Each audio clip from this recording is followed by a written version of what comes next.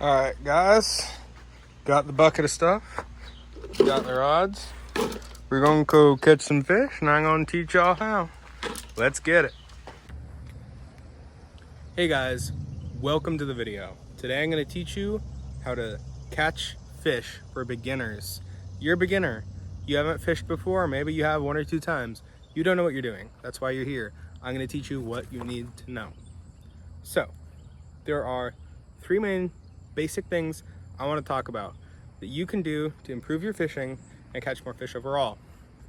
The three big components of fishing are your rod, your terminal tackle, and your gear. So with your rod, you're going to want a medium rod and you're going to want a spinning reel. If you have a push button reel, take it in your hand and throw it in the trash. It's worthless. You don't need it. A medium rod is good middle of the road rod. It's not niche in any category. We're gonna be fishing for really big fish or really small fish. It's gonna catch you the most amount of fish. I've caught 50-pound fish on a medium.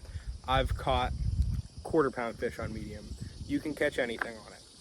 Don't be afraid about your line either. I've caught 50-pound fish on 15-pound line, 100-pound fish on 80-pound line, 40-pound fish on 8-pound line. Don't worry about your line. A little bit. You're gonna wanna know what the different kind of lines are. You have braid, mono, and fluoro. Each have their different uses. And here in South Georgia, we use a little bit more braid. We have a little bit more weeds, and it gets through weeds a little bit better. Same with salt water. We use braid more. It's a little bit less abrasion resistance if it gets caught on like an oyster. We have a lot of those in the salt water, and it'll snap, but you can get a lot more line on your reel. Mono floats and it's stretchy. You get no stretch in braid, but mono's plastic. So when you set your hook, you will get a lot of stretch. Fluoro sinks. It's the same as mono except it sinks. Some people stand by fluoro. They only fish fluoro. Good for them. I don't agree. I don't use fluoro. But if you want to, go for it. See what works for you. Maybe in your application, I'm wrong. I don't know. That's one of the biggest tips. See what works for you. Try things out. I'm sorry, I just had a fish bite. I'm fishing while I'm filming this video. All right, next thing up, reels. I said this earlier, spinning reels are best. You can get really cheap ones that work really well and last a good amount of time. You can get a really expensive one if you want. I have middle of the road price on mine. Works like a charm. Casts great, fish is great, lovely reels. You don't have to spend a lot of money to get into this. Your terminal tackle. This is gonna be things like your hooks,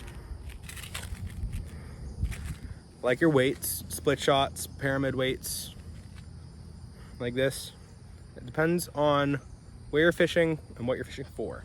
If you're fishing for a catfish in fast moving current, you're gonna use a little bit bigger of a weight. If you're fishing in saltwater, probably you're gonna be using a pyramid weight or a Sputnik weight. If you're fishing for little bluegill or in a pond like this, you're gonna wanna use split shots, little tiny weights, just to weigh down your bait and get it on the bottom. Now, hooks. Use smaller hooks. You don't have to go and find a big shark hook that's the size of your head. You don't need that. Like I showed you earlier, these mosquito hooks, they're very small. You can catch anything on a small hook. I've caught massive 40-inch reds on these tiny little mosquito hooks. Elephants eat peanuts. You will catch big fish. Do not worry about using small hooks. You might want to use a little bit bigger hooks if you have bigger baits. Match your hook to your bait, but for now, I'd say for the next month or so, just get into fishing. Don't worry about big baits, don't worry about big hooks. Go small. You will still catch big fish. Bait's the next thing. It again depends on what you're going for. A lot of bait are species specific. A lot of bait are non-species specific. Shrimp in salt water. There are probably 1.5 billion species out there that will eat shrimp. I've caught reds on shrimp. I've caught pinfish on shrimp. Everything in between. I've caught sharks on shrimp. You can catch anything on shrimp. It's a universal bait. Same with worms. You can get worms for free. If you have a garden, go pick up the pots. There are worms underneath. Same with the rocks. If you don't have a garden, pick up a rock. There's a worm. Use it. Find out how hooking a worm works best for you. I usually find threading it through and then hiding the tip of that hook works best for every bait. Sometimes it doesn't. Find what works for you. And everything you do while you're fishing, say, I've been told to do this. I'm not gonna do it. I'm gonna slightly alter it. Great, that's what you need to do. Don't just say, I was told this, I'm gonna do this. No, find what works for you. Everything is different in every single area. Here in South Georgia, on this island, I have certain things that work a certain way for me. I go to Tybee Island, it's different. I go to Tennessee, completely different. You just gotta find what works, how, when, where. So now that that's been said and set apart, you need to think about your surroundings. Observe, think.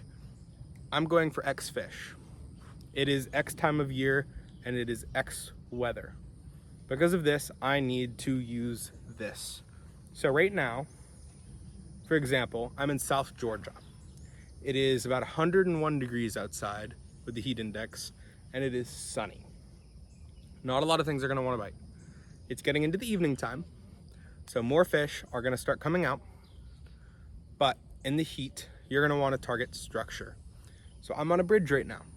I'm fishing near the bridge because all the fish are gonna be trying to beat the heat, they're gonna be away from the bridge, and they're gonna be eating other fish because there's a lot of bait fish below this bridge. So the predatory fish that I'm targeting are gonna say, hey, I would eat those bait fish. That's what I'm using as bait.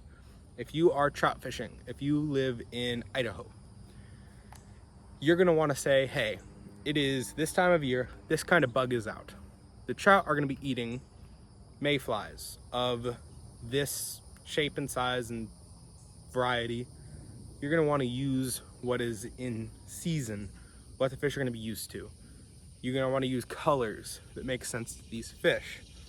Really what you wanna do is match the water color. If you're using like a soft plastic, the water here in South Georgia, very muddy brown chocolatey. You're gonna wanna use June bug, very dark color, but it still has a little bit of flash so the fish can see it. Now I'm trying to think, what else do I need to say for a beginner? All right, tip number next. As well as a beautiful rod, you're gonna want a few other things. You're gonna want something sharp.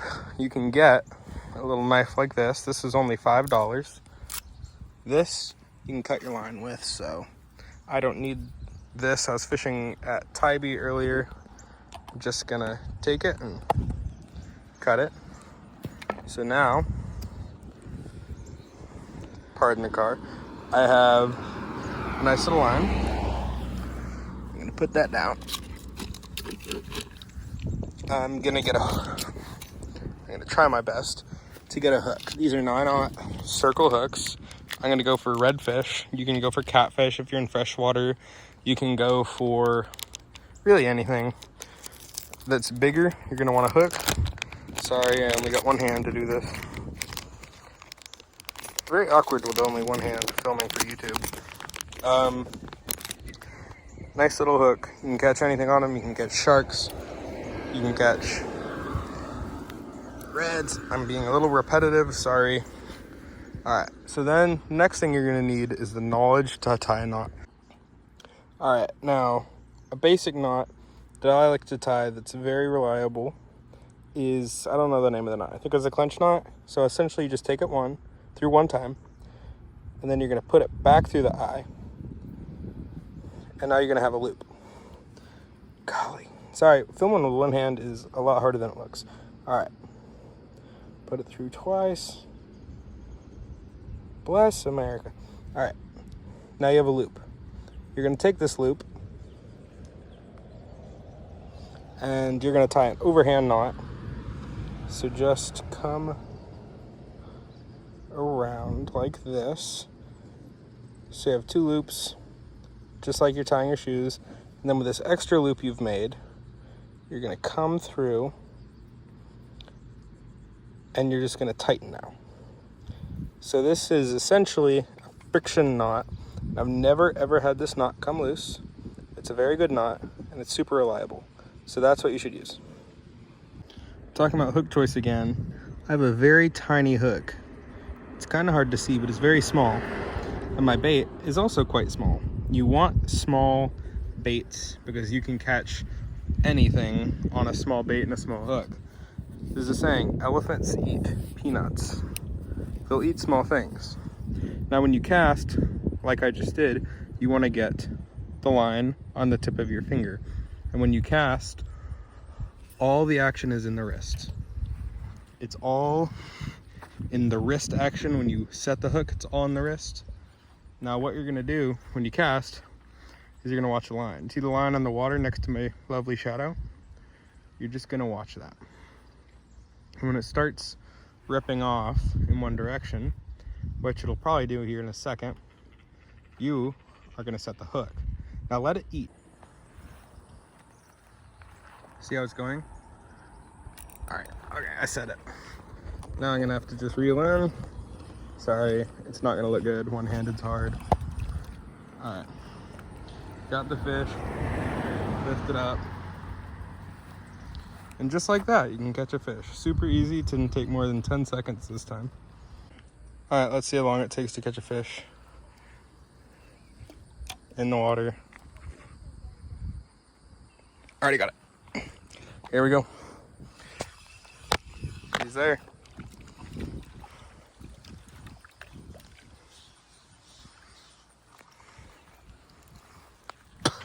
Yeah. There we go. It's been not even 10 seconds. Oh, got something. The fuck? Well, I got something for sure. Alright, I wasn't recording, but I got a pinfish. So, what you're gonna do is you're gonna try your best to take your hook out. Well done. These things are very spiky, so I don't want to take a risk. Oh my god. Okay. Now it's off.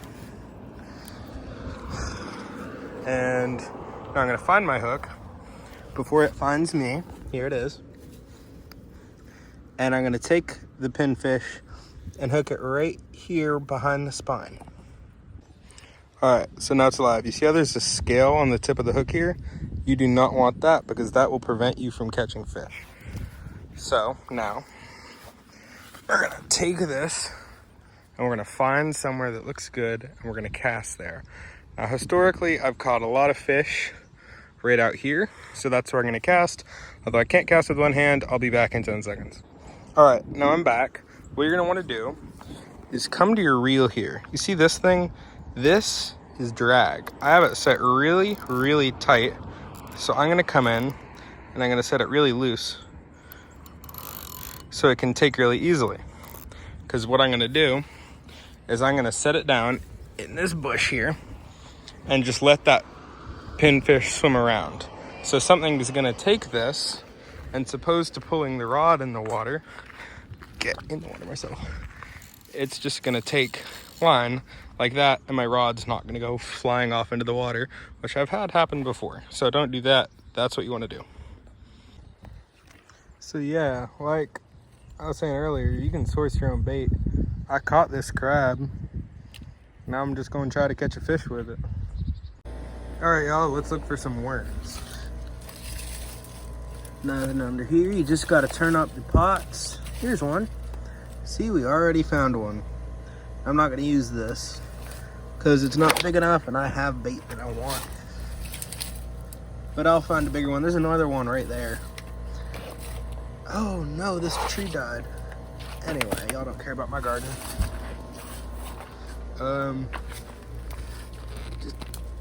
That's grown into the ground. So, what you're gonna wanna do, another just general tip, play around with your gear, your reel especially. With your drag, with this little funny button down here called a bait runner.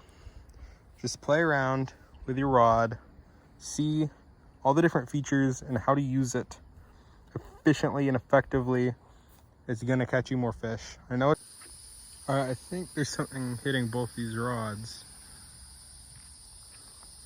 Okay, I'm on. Yeah, I'm on this rod. Oh, got it. Oh, there he is.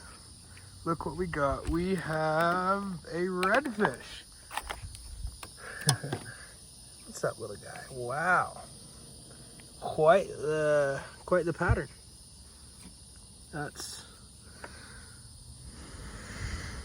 That is a redfish. This is what the state of Georgia is known for. And this is where these pliers are going to come into handy because he swallowed it. All right, I'll let you know when I release it. All right, now I got to be careful. There's an alligator over there, but yeah, it's a little redfish. Oh, he was ready. All right, guys, that is going to do it for today's video. Again, let me know what you like. Let me know what you didn't. Let me know if you have video ideas, and make sure to like and subscribe. Thank you for watching. I hope you learned something. If you have any questions, leave it in the comments below. I'd love to hear from you.